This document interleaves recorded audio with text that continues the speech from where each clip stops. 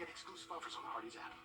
Celebrating 30 years with Richard Rogers. Happy 30th anniversary, Richard. Live from Augusta. You're watching News 12, live at 5. Heavy smoke and flames could be seen pouring out of the second story of a building on Jones Street in Augusta last night. This all started around 7 last night, according to investigators. Now, nobody was hurt, but as you can see, several businesses, they are now left to pick up the pieces.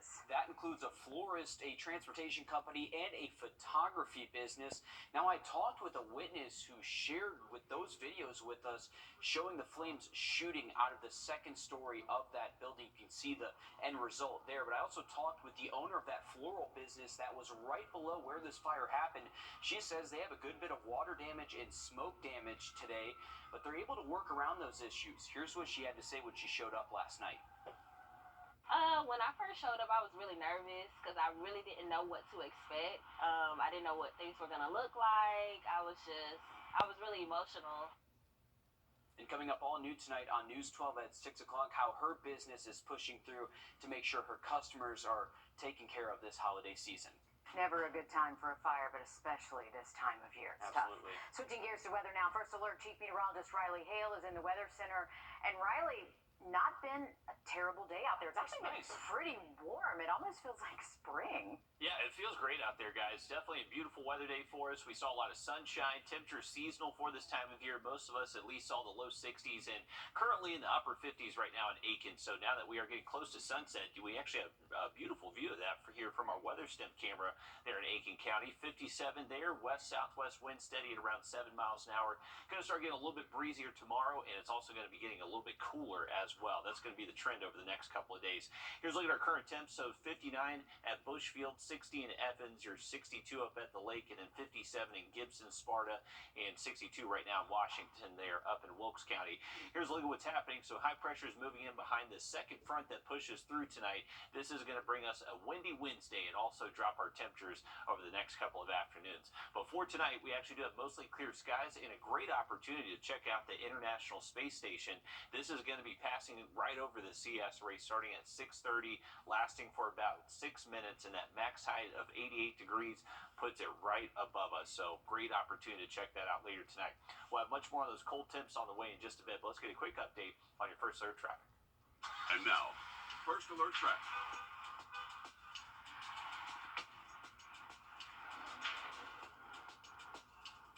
All right, here's a current view down I-20, looking at eastbound, westbound lanes, and not much traffic to mention at the moment. So looking good to go if you are crossing the state line.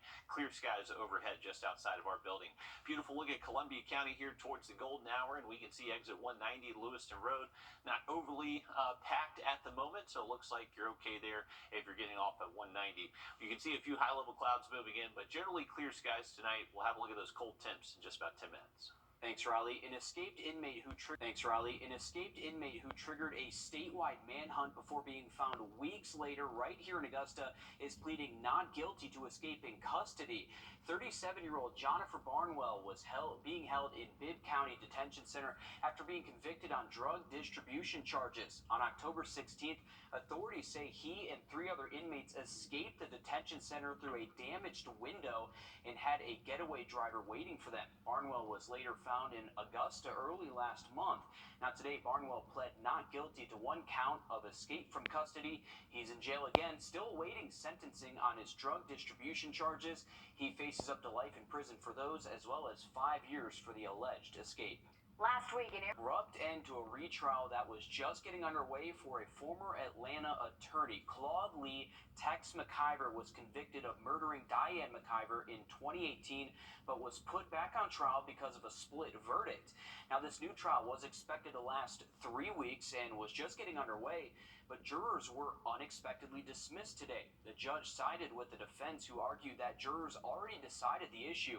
Back in 2018, a jury convicted McIver for felony murder in the death of his wife, Diane, but they acquitted him of malice murder, a charge which implied it was an intentional killing. But then, last year, the state Supreme Court ruled McIver needed to be tried again because the jury did not get a chance to consider lesser charges. So now the case is delayed so the Supreme Court can consider the ruling and a possible appeal from the state. And if the ruling stands, certain evidence may be thrown out due to relevance if the state's case can no longer be based on intent to kill. Judge McBurney says the retrial could happen mid to late next year. The title pawn industry in Georgia is hard to ignore. It seems everywhere you look, there are lenders offering people cash in as little as 30 minutes, all in exchange for, say, your vehicle title. Well, lax regulations in the Peach State have led to companies like Savannah-based Title Max to flourish. Now there's a bipartisan push to bring more regulations and accountability to the industry, primarily introducing rate caps for title loan companies to match caps on other loan companies.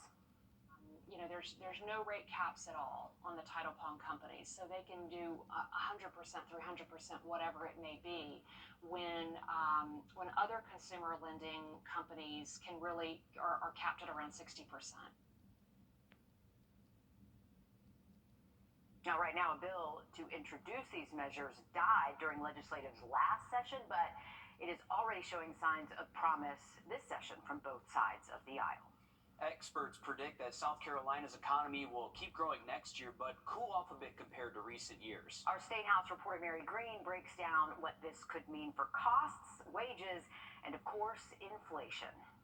Economists from the University of South Carolina presented their 2024 forecast for the state at the annual Economic Outlook Conference in Columbia on Tuesday. 2024 looking very bright. There's some clouds on the horizon. Economists say the state's economy has been overheated since 2020, and that growth will likely continue in 2024, but at a slower pace. They say inflation has been dropping this year, and for the first time in 2 years, wage growth is now outpacing inflation. That means South Carolinians are no longer losing their purchasing power and could see some stabilization in the housing market in 2024. We've been talking about recession for several years now. We hear that across the board, across the different economists and in the media. And we could arguably say that this is the most predicted recession in history that fortunately has not come to pass. And if you're looking for a job, some good news. With South Carolina's current labor shortage, economists say this is the best market for job seekers in at least a generation, if not longer. Reporting from the State House, I'm Mary Green. Economists say they expect South Carolina's labor shortage to continue for at least several years. That's because many of the people moving to the state are retired, so they are not likely to fill any open jobs. Pediatric hospitalizations are surging for RSV this season following a similar spike last winter. The CDC says that cases of RSV, the flu, COVID, and pediatric pneumonia are on the rise across the country following the Thanksgiving holiday. RSV is especially high in the South. Now you're taking a look now at the latest data from the CDC showing that South Carolina is rated at very high for respiratory illness activity, with Georgia rated at high. Hospitalizations for these illnesses are also going up in both states. Coming up, in the wake of the Taliban takeover of Afghanistan. The dry front pushing through tonight, that's going to bring us a windy Wednesday and also a little bit colder outlook over the next couple of days. I have that full forecast coming up. Diamond Healthy Home. Rely on the experts. Rely on Ramjack Foundation Repair. Welcome back, folks. Here's a live look from our tower cam, looking down at our hawk friend on its little perch, enjoying a nice afternoon. We got pleasant temperatures out there. Currently 59 degrees, just a good steady west wind that's been close to 10 miles an hour at times, but generally clear skies. So a great opportunity to check out the space station later tonight. This is going to be flying right over us here in the CS race, starting at 6:30. That max height close to 90 degrees puts it directly overhead, so it should be visible to everyone. And going to last about 6 minutes. We should have good conditions to check that out later tonight. Temperature-wise, we are expecting temps that are currently in the 50s to continue falling through the 50s the next couple of hours, most likely hitting the 40s by the time we get to around 9, 10, 11 o'clock later tonight.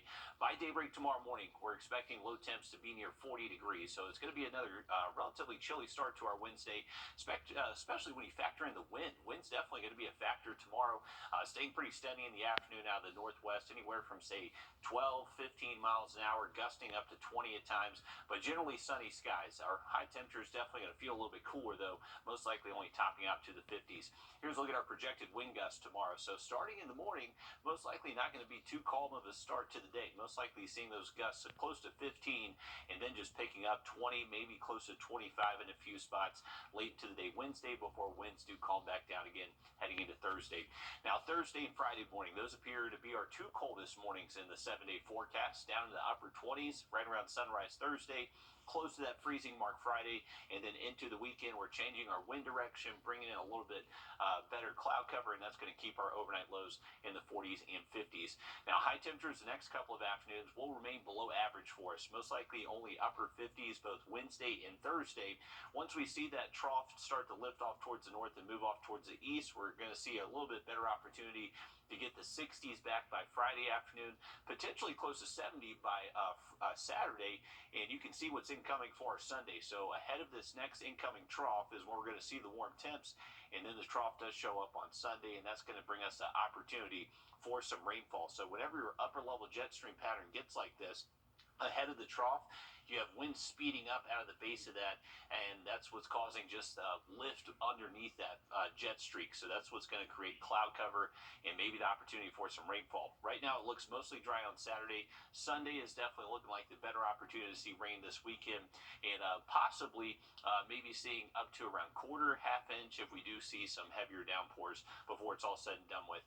Now, one thing to keep in mind, we actually got the data in for this past November here in Augusta. What's impressive, we have 8 straight months now of temperatures below average recorded at Bush Field. And also for precipitation, we've seen a lot of rain this year, actually over 18 inches above average for this time of year right now. But November is actually the first month all year we have seen rainfall below average, believe it or not. So we are due for a little bit of rainfall, but you can still see we've had plenty so far for 2023. Here's a look at that 7-day forecast. Once again, chilly outlook through Thursday, a little bit warmer to the weekend, then rain by Sunday. Thank you, Riley.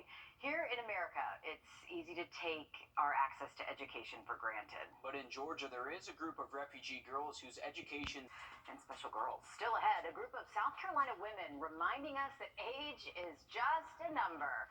We'll show you how, coming up. First, a look.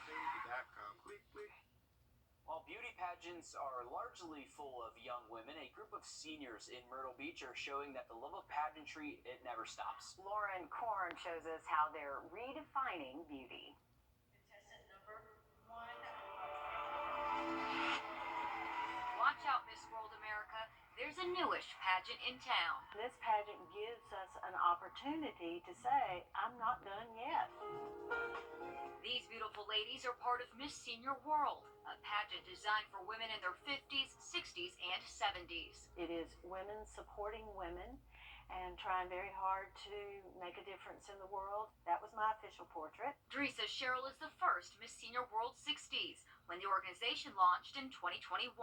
The types of things that we do, work with veterans organizations, we work with local charities, just a variety of things the Crown and Sash will open a door for. Teresa worked the pageant circuit in college and then stayed on to coach, judge, direct, and entertain. 40 years later, she returned to the stage to set a good example. If I'm going to help these young ladies, I need to practice what I preach. Teresa now encourages other women to experience the same fulfilling opportunities. Tried it, enjoyed it, then come on. Meet 71-year-old Christiane Dufault-Burgum. It is a little heavy. It is a little heavy, but it's okay. Teresa's good friend at Miss Senior World 70s 2023. Well, it's not easy. I have more respect for dancers now. And then we have to have the interview. And then we have to show our clothes. I was very daring. I wore a bathing suit.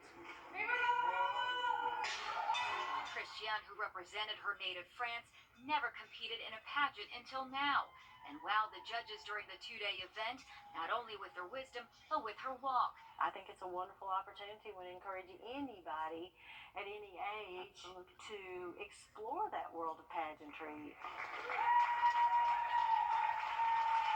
And especially if you're a senior, it can be a very wonderful and rewarding opportunity. I enjoyed every moment of it.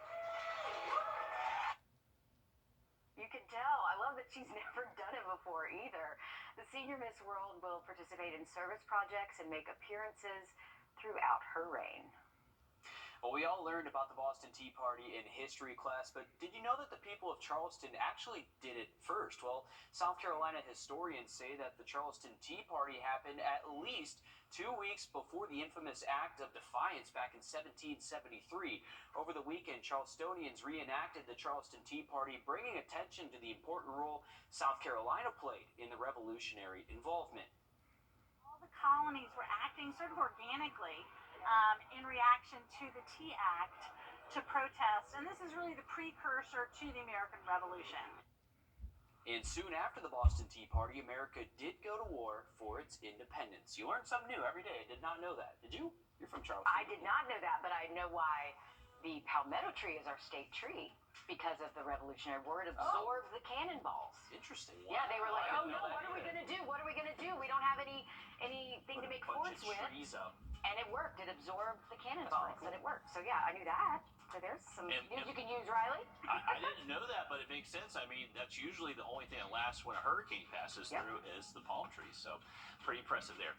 Hey, if you need to rake up some leaves with the wind tomorrow, and hold out until Thursday and Friday. Much nicer weather, not quite as breezy. We'll have another look at that 7-day forecast just after the break. Take a look at this. Riverbank Zoo is welcoming a new friend to the mix, Susan the octopus. Now, she is a giant Pacific octopus named after Susan Boyd, a philanthropist who has long supported Riverbank Zoo. The aquarium where Susan the octopus now resides in, like we said, is named after Susan Boyd. There were some delays with bringing Susan to the zoo, but she is now finally here and ready to greet some guests at the zoo. Pretty cool. Octopuses are really, really cool animals. Have you ever seen like how well they can camouflage themselves? Yes. It's incredible. And how they can almost walk. Yeah, they can walk. It's amazing. They're gonna have to keep an eye on that one because I've seen them kind of bust out of their containers, Yep. walking down the hallway. So They can escape. Imagine just They're coming to work, tricksters. lights are off, things just walking down the hallway. And you just Like, see an "Aw." octopus. Man, that would be wild. But very cool. Riverbank Zoo, definitely. I haven't gone yet, but I've heard great things, and definitely on my bucket list to check out. Very short drive up to Columbia. Beautiful view outside of our Beach Island camera. We have a few high-level clouds moving in, but we should hang on to generally clear skies the rest of tonight.